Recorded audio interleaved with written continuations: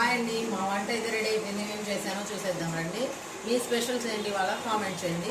ఇదిగోండి కాకరకాయ ఫ్రై. ఇప్పుడే వీడియో కూడా పెడతాను, ఇది ఫుల్ వీడియో తీశాను. కాకరకాయ కొబ్బరి కారం ఫ్రై ఇది. ఇదిగోండి మా చిన్నోడి కోసం అయితే సాంబార్ చేశాను. అదిగోండి మా కోసం అయితే సొరకాయ పప్పు కూడా వీడియో పెడతాను చూడండి, చాలా టేస్ట్ ఉంటుంది. వేడి రైస్ అయితే రెడీ అయింది. ఇదిగోండి రైస్ అయితే ఇప్పుడైంది వేడిగా. నేనైతే వేసుకొని ఇప్పుడు తింటాను. రైస్ పప్పు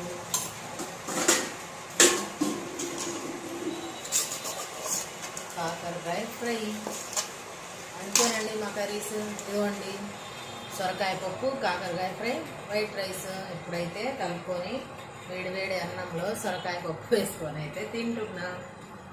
మీ కర్రీస్ ఏంటి, మీరేం తిన్నారు? ఈ సొరకాయ పప్పు చాలా టేస్ట్